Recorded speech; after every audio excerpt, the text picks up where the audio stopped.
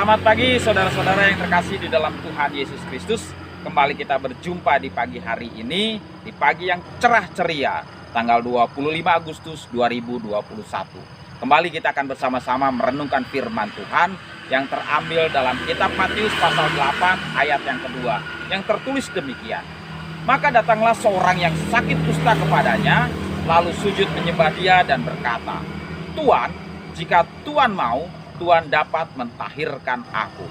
Terkadang lucu dan mungkin lebih mengarah kepada menjengkelkan saat anak-anak kita berbicara kepada kita untuk mengutarakan keinginannya dengan cara yang bertele-tele. Berbicara mutar-mutar seperti tidak terarah.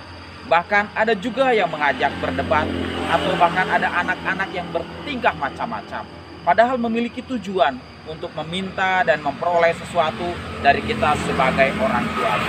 Misalnya diam tidak bicara, wajah merengut, diminta tolong tidak mau mengerjakan, dan lain sebagainya.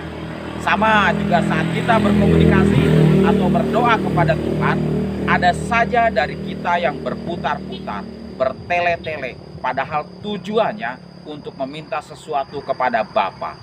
Tuhan tidaklah senang dengan orang yang bertele-tele dalam berdoa, seperti yang dibiasakan oleh orang-orang tertentu. Tuhan tidak suka dengan kata-kata yang menjilat, bermanis mulut, penuh kesombongan. Dalam bagian firman Tuhan pagi ini kita belajar dari seorang yang sakit kusta yang memiliki tindakan dan pembicaraan yang berkenan kepada Tuhan, sehingga permohonannya dikabulkan seketika itu juga. Yang pertama adalah saat dia datang lalu menyembah. Kebanyakan dari kita mungkin tidak dengan sungguh-sungguh datang. Datang di sini berarti kita menyiapkan waktu khusus, sudah menata diri dengan baik, jangan asal-asalan atau sembrono. Tidak dengan persiapan yang baik, waktu yang seadanya, atau bahkan mungkin waktu sisa. Lalu menyembah kebanyakan dari kita saat datang berdoa pada Tuhan langsung nyerocos. Bicara tentang keperluan, bicara tentang kemauan, keinginan kita.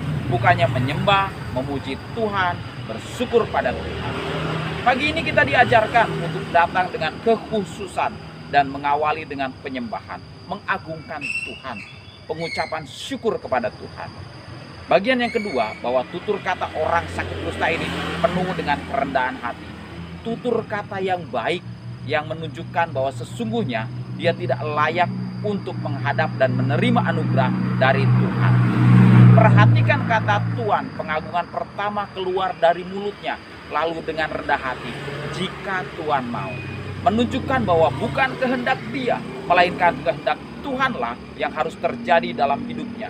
Dan barulah dia memintakan kesembuhan atau pentahiran, kelayakan hidupnya di hadapan Tuhan dan sesamanya.